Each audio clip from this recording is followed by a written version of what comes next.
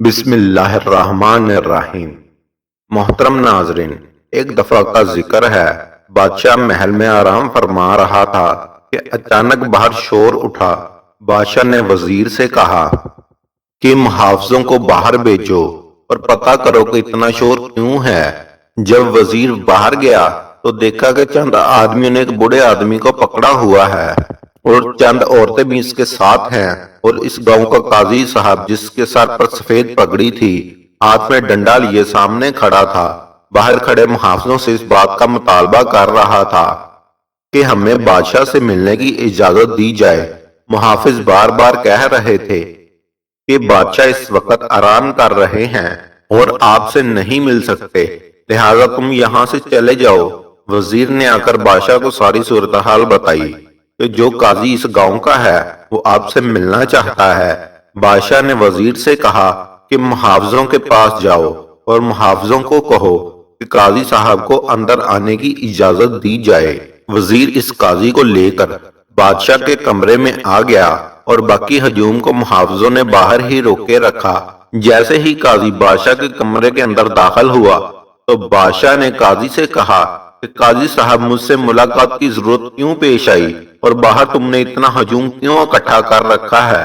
یہ سن کر قاضی نے سر جھکاتے ہوئے کہا کہ بادشاہ سلامت، میں اس گاؤں کا قاضی ہوں اور آج تک میں نے جتنے بھی فیصلے کیے ہیں میں نے انصاف کو بالاتر رکھ کر کیے ہیں۔ آج تک کوئی بھی ایسا مقدمہ نہیں جو میری زندگی میں گزرا ہو جس میں نے انصاف کے مد نظر نہ رکھا ہو، لیکن یہ واحد مقدمہ ہے جس نے مجھے ہلا کر رکھ دیا ہے۔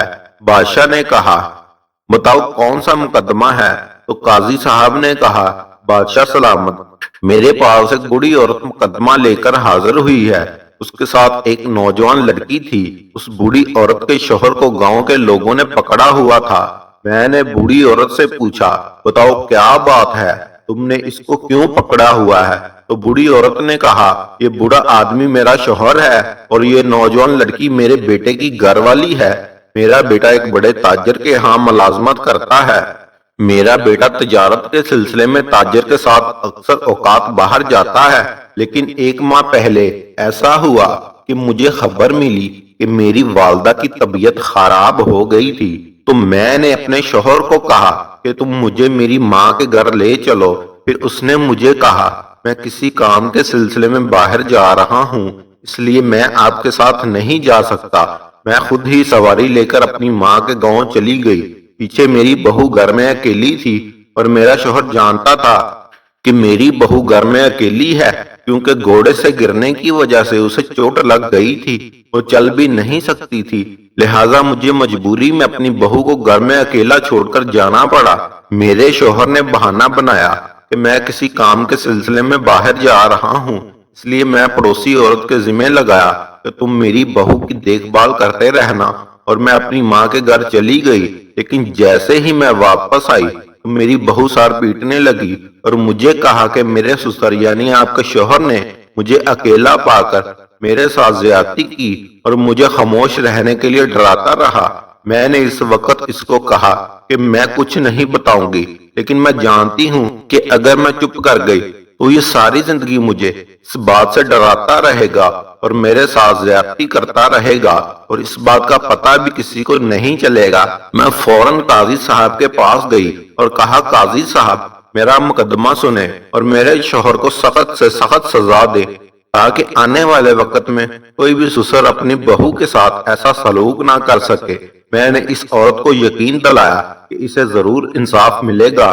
مقدمے کا دن مقرر کیا گیا اور مقدمے والے دن عدالت لگ گئی۔ میں نے سب سے پہلے اس کی بہو سے پوچھا، بتاؤ اب کیا ماجرا ہے؟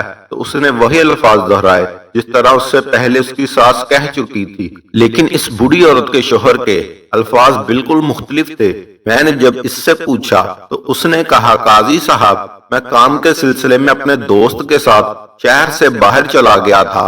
جس دن ہی میری بیوی گھر لوٹی اسی دن میں گھر لوٹا، لیکن جیسے ہی میری بہو نے گھر میں قدم رکھا تو میری بہو نے سر پیٹنا شروع کر دیا اور اس پر گندے گندے الزام لگا دیا۔ یہ سن کر مجھے سمجھ نہیں آئی کہ کیا کرنا چاہیے۔ قاضی صاحب نے کہا، میں کیسے معلوم کروں کہ تم میں سے کون سچا ہے اور کون جھوٹا ہے؟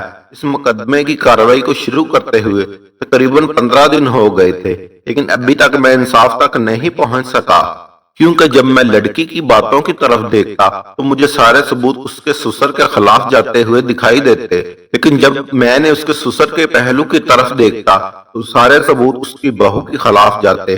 مجھے سمجھ نہیں آ رہی، لہٰذا آپ انصاف کرنے میں ہماری مدد کریں اور اس بوڑھی عورت کا مقدمہ آپ سنیں۔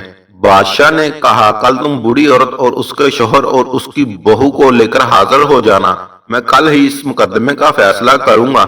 صبح کا وقت ہوا، بادشاہ عدالت میں تشریف لائے۔ قاضی صاحب ان تمام لوگوں کو لے کر عدالت میں پہلے ہی پہنچ چکا تھا۔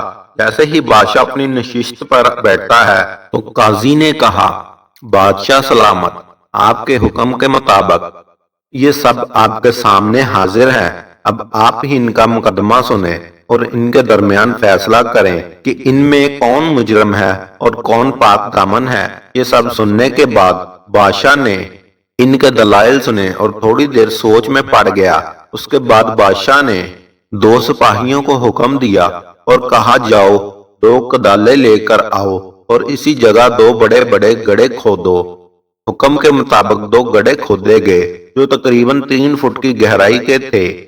بادشاہ نے حکم دیا کہ ان گڑھوں کو پانی سے بھرو۔ حکم کی تعمیل ہوئی، گڑھے پانی سے بھر دیے گئے۔ تمام درباری یہ سارا منظر دیکھ کر ہکا بکا تھے کہ بادشاہ کیا کرنے چاہ رہا ہے۔ کسی کی سمجھ میں بھی کچھ نہیں آ رہا تھا کہ بادشاہ نے مجرم پکڑنے کا کون سا طریقہ اختیار کر رہا ہے، حتیٰ کہ وہ قاضی بھی حیران پریشان تھا کہ بادشاہ نے مقدمہ سننے کی بجائے کن کاموں میں سپاہیوں کو لگا دیا ہے۔ اب بادشاہ نے سپاہیوں کو کان میں کچھ کہا۔ تھوڑی دیر کے بعد سپاہی ایک بزرگ بابا کو لے کر عدالت میں حاضر ہوا۔ اس بزرگ بابا کی داڑھی بالکل سفید تھی۔ بادشاہ نے سپاہیوں کو حکم دیا کہ بزرگ کے سامنے 2 گلاس پانی کے رکھ دیے جائیں۔ حکم کی تعمیل ہوئی اور 2 گلاس پانی رکھے گئے۔ بزرگ نے کچھ پڑھ کر دونوں گلاسوں میں پھونک دیا اور پھر بادشاہ نے حکم دیا، یہ پانی کوئی عام پانی نہیں بلکہ خاص پانی ہے۔ ان دونوں میں سے جو بھی کوئی مجرم ہوگا وہ پانی اپنے گڑھے میں ڈالے گا تو جیسے ہی تھوڑا سا پانی خشک ہوگا تو اس کا رنگ سرخ پڑ جائے گا۔ اب دونوں میں سے ایک گلاس اس عورت کو دے دیا گیا اور اس بوڑھے کو ایک گلاس دے دیا گیا۔ پھر بادشاہ نے حکم دیا، ان دونوں گڑھوں میں سے ایک گڑھے میں ایک لڑکی گلاس پانی ڈالے گی اور ایک گڑھے میں ایک بوڑھا پانی ڈالے گا، اور تم میں سے جو بھی مجرم ہوگا جیسے ہی وہ پانی ڈالے گا، جب یہ پانی 2 فٹ کی گہرائی تک جائے گا تو یہ سرخ ہونا شروع ہو جائے گا، اور جس گڑھے کا پانی سرخ ہوگا اس کا فوراً سر قلم کر دیا جائے گا اور اس کے بعد کسی بھی دلالی کی کوئی گنجائش نہیں ہوگی۔ بادشاہ نے جلاد کو حکم دیا کہ پانی ڈالنے کے فوراً بعد ان دونوں کی گردنوں پر تلوار رکھ دینا، جس کا ابھی گڑھے کا پانی سرخ ہوا اس کا سر قلم کر دینا، کیونکہ وہی مجرم ہوگا۔ لڑکی کے چہرے پر پریشانی کے تاثرات تھے اور وہ ہجوم کو بڑی عجیب نظروں سے دیکھ رہی تھی۔ بادشاہ کے حکم کے مطابق ان دونوں نے وہ پانی اپنے اپنے گڑھے میں ڈالا اور جلاد ان کی گردنوں پر تلوار لے کر کھڑا ہو گیا۔ اب تھوڑی دیر گزری تھی کہ ان دونوں کے جسم پر پسینہ نکلنا شروع ہو گیا، کیونکہ دونوں سوچ رہے تھے اگر میرے گڑھے کا پانی سرخ ہو گیا تو جلاد فوراً میرا سر قلم کر دے گا، اور دونوں کو اپنی اپنی موت نظر آ رہی تھی۔ ابھی چند ہی لمحے گزرے تھے کہ پانی خشک ہو رہا تھا۔ جیسے ہی پانی 2 فٹ کی گہرائی کے قریب گیا تو اس لڑکی نے چیخ کر کہا، بادشاہ سلامت، میری جان بخش دیجئے، میں آپ کو سچ سچ بتاتی ہوں۔ جلاد نے اب تلوار ان کی گردنوں سے ہٹا دی اور اس نے کہا، بادشاہ سلامت، میں نے اپنے سسر پر غلط الزام لگایا ہے، اس سب کے پیچھے میں ہوں۔ بادشاہ نے پوچھا، تجھے شرم نہیں آتی؟ کیوں تم نے اتنا بڑا الزام لگایا؟ تو لڑکی نے کہا، بادشاہ سلامت، میں اپنے چاچا کے بیٹے سے محبت کرتی تھی، لیکن اپنے سسر کی وجہ سے، جس نے میرے پیار کو پیسوں کا لالچ دے کر اپنے بیٹے کے ساتھ شادی کرا لی، اور اس نے مجھے میری محبت سے جدا کر دیا۔ میں نے اس دن سے ٹھان لیا تھا، اس بڑے نے مجھے اپنی محبت سے دور کیا ہے، میں اس کو اپنے گھر سے دور کر دوں گی، اس لیے میں نے یہ موقع پا کر اس پر یہ گھناؤنا الزام لگا دیا۔ بادشاہ نے کہا، کسی پر الزام لگانا بہت بڑا جرم ہے۔ اس کے بعد بادشاہ نے اس عورت کو سخت سزا دی اور بوڑھی عورت کے شوہر کو باعزت بری کر دیا۔ محترم ناظرین، آج کی ویڈیو بس اتنی ہی تھی۔ امید کرتا ہوں کہ آج کی ویڈیو آپ کو پسند آئی ہوگی۔ اگر ویڈیو پسند آئی ہو تو ہمارے چینل کو سبسکرائب کر دیں۔